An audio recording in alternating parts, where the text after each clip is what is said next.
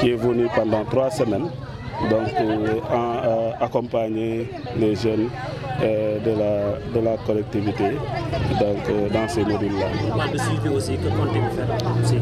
Oui, effectivement, nous, en tout cas, quand un jeune est déjà dans notre base de données, nous avons la responsabilité de le suivre jusqu'à l'insertion. L'insertion, c'est 2 voies. L'insertion par un emploi salarié ou l'accompagner à mettre en place, à entreprendre. Donc, dans ce sens, je pense que la prochaine étape, c'est d'accompagner les jeunes qui sont porteurs de projets à soumettre leurs projets et de les accompagner à avoir le financement. Et là, nous avons plusieurs canaux, donc notamment à travers les programmes annuels que nous déroulons au sein de l'ANPEJ, mais également à travers nos partenaires de l'écosystème, donc de l'accompagnement à l'emploi. L'ADPME est là, l'ADER est là,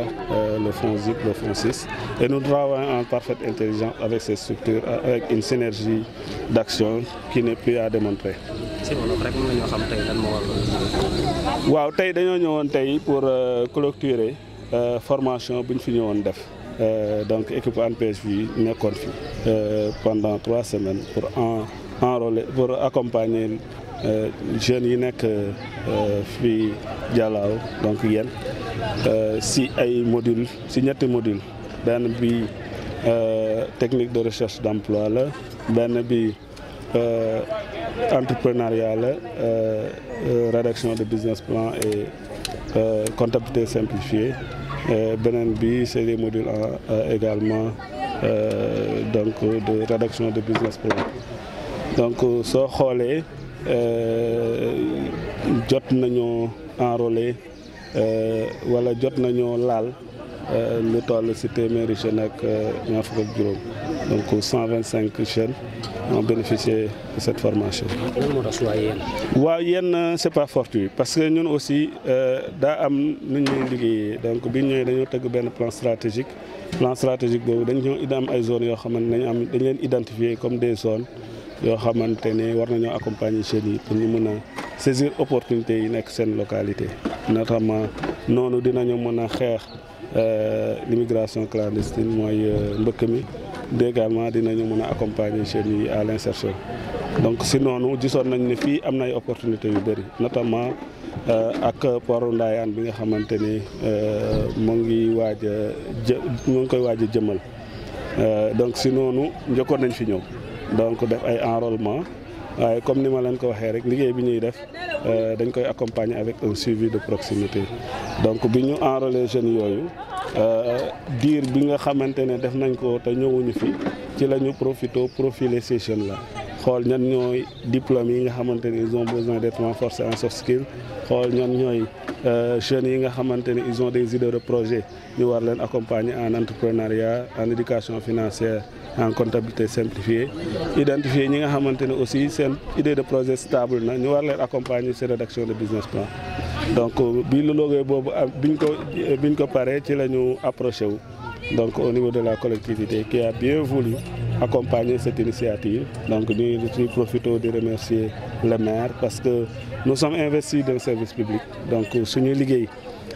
c'est une gratuité totale waaye également c'est en faveur des jeunes. te su fekkente ne dañoo ñëw ci gox soxla ci jeunes yooyu équipe municipale bi mettre à l'aise suñu ndaw yi ba ñu mën a def liggéey bu mucc ayib day laaj également ñu gërëm leen sant leen. ñuy wax aussi wax na wàllu suivi lan ngeen fas yéene moom suivi bi. waaw suivi bi moom day continuer parce que ñun moom dès que nga nekk ci suñu base de données nekk ci suñu système d'information dañu am responsabilité pour suivre la donc suivi bi moom ça sera de mise suivi bi nag c'est jusqu'à l'insertion donc soit que ndaw si day am emploi salarié wala ñu accompagner ko ba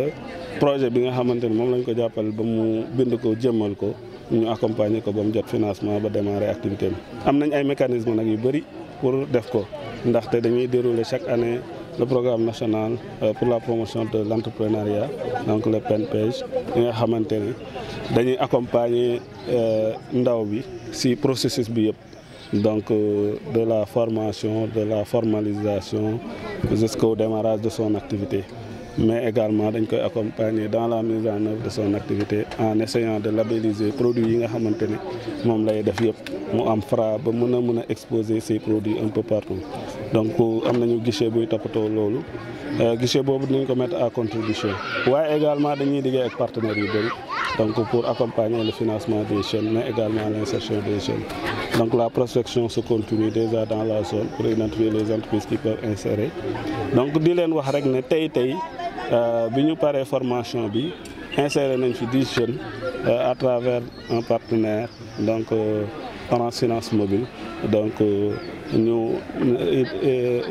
nar a nekk ay commercial Orange Finance Mobile donc déjà ça c'est un pas te noonu lay nar a continuer. Merci beaucoup. Merci. La présentation et les expressions. Oui, je m'appelle Ibra Diagne, je suis le premier adjoint au maire de la commune de Yène. Donc, j'étais chargé de présider donc, cette dernière journée, en tout cas qui marque la fin d'une session de formation sur 3 niveaux. Aujourd'hui, c'était la cérémonie de clôture, plus la remise des diplômes. J'étais chargé, comme vu que le maire est absent du territoire sénégalais, d'accueillir la délégation de l'ANPEJ pour en tout cas présider cette cérémonie. Ça a été une demande sociale? Oui, ça a été une demande sociale dans la mesure où, je me rappelle bien, il y a 6 mois derrière nous, donc l'ANPEJ avait organisé des journées d'enrôlement, des journées d'animation économique et beaucoup de jeunes de Yène en ont profité pour déposer. Donc soit ceux qui ont des projets, ils ont déposé des projets, d'autres qui avaient déjà fini leur cursus scolaire et qui avaient déjà leur diplôme, avaient déposé pour avoir des emplois. Et fort de ce constat qui était trop nombreux donc, en termes de demande, l'ANPEJ en tout cas, a proposé de faire des formations. Donc non seulement pour les jeunes qui étaient dans la recherche d'emploi, mais certains aussi qui avaient des projets, mais que les projets étaient mal liblés. Et certains aussi qui sont des entrepreneurs, mais quand même, ils n'avaient pas les prérequis qu'il fallait pour pouvoir donc, être de bons entrepreneurs. C'est dans cette dynamique que l'ANPEJ, en collaboration avec la commune de Yène, a organisé ces 3 sessions de formation. Et les populations donc, sont venues massivement nombreuses. Donc c'est pour montrer en tout cas une fois de plus que cette demande était présente, mais aussi que les populations avaient besoin donc, de cette formation. Vous avez parlé aussi des opportunités avec le port de Dayane. Oui, c'est une suite logique de ces demandes-là, parce que effectivement, il y a aujourd'hui, Yène fait partie des zones les plus visitées, parce qu'il y a beaucoup de projets de l'État qui aujourd'hui sont en train d'être implantés à Yène, surtout l'implantation du port multifonctionnel de Dayane, et ce port qui va générer beaucoup d'emplois. Raison pour laquelle nous, communes, on pense à former davantage nos jeunes pour les préparer donc, au marché du travail, pour qu'ils puissent être disponibles, mais aussi avoir les compétences qu'il faut pour pouvoir non seulement en tout cas compétir, mais aussi espérer donc, avoir des postes pour travailler ici à Yène, surtout dans le port de Ndayane. waaw ndaje bi ñoo ko présidé ñu am si mbégte bu baax. mbégte bi li ko waral mooy ay weer si gannaaw waa ANPEJ ànd nañu ak ñoom ñu defee ay animation économique xale yi dëkk Jalaaw gépp ba jiitu ko dëkk Jalaaw sax ñëw indi seen xalaat indi ay CV ñu defar ay projet ñëw déposé si biir loolu nag ñoom bi ñu defee seen dépouillement la ñu gis ne kat am na ndaw yu bëri yoo xamante ne dañu soxla ñu ñoŋal seen xam-xam maanaam ñu fermer leen ñi nga xamante ne aussi dañu bëgg a am ay projet te ni ñu koy bindee tamit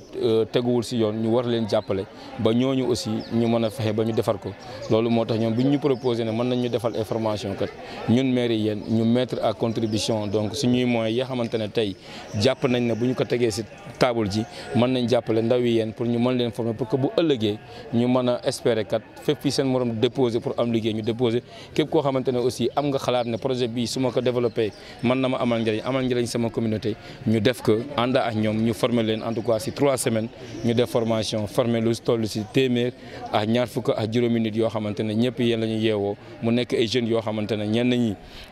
kon ma ko waxee sànq am nañu nañu ay diplôme waaye amaguñu liggéey mais wax nañ leen nan la ñuy def mën a ut liggéey ñenn ñi seen jàng sorewul waaye am nañu xam-xam màcc bu toll ni war nañu mën a liggéey dara ñu jàppale leen ba ñoom ñu mën a def entrepreneuriat ñenn ñi aussi muy un nombre boo xamante ne tey dañ leen di fa jàppe ay relais communautaire ñoo xamante ne 25 personnes la yoo xamante ne tey dañ leen di former ñu jébbal leen askan wi ba képp koo xamante ne si askan wi nga dëkk nga am xalaatu projet te mën loo ko bind ñoom nga ñëw si ñoom ñu commune bi ñëw mettre à ta disposition ñu bindal la sa projet ñu accompagner la li si gën a neex nag mooy commune bi si boppam ñun comme ni ma waxee sànq rek jël nañu former nañu ay xale pour ñu mën a defar ay projet dinañu ànd ak waa ANPEJ pour ñooñu ñu defal leen seen ay kayit ñu formaliser leen bu ñu paree aussi dinañ leen accompagner ba ñu mën a am financement bu ëllëgee ku nekk mu mën a liggéey sa bopp. aussi pour saisir opportunité yi nga xam ne moo am si waaw opportunité yooyu li si ëpp solo mooy que ne tey ñun bëgg nañu te xam naa ne xale yi en tout cas ñi si ëpp pare nañu pour lépp loo xamante ne dañu koy laaj si port Ndayane pour que ñoom ñu mën a déposer seen candidature pour mën a espérer ñu jël leen foofu ñun formé nañ leen ba pare nañ si loolu. opportunité yeneen yi aussi mooy am na entreprise yoo xamante ne ñu ngi installé wu fii maire bi dina jéem a fexe créer benn partenariat boo xamante ne képp koo xamante ne ndaw nga te yàlla def aussi nga am xam-xam bu màcc bu war a mën a liggéey si branche bi nga formé woo ñu fexe ba lëkkaloo ak entreprise yooyu noonu ba ndaw yi yéen ñu mën a fexe ba ñu mën leen jël ñu mën a liggéey foofu. Merci beaucoup. Merci beaucoup.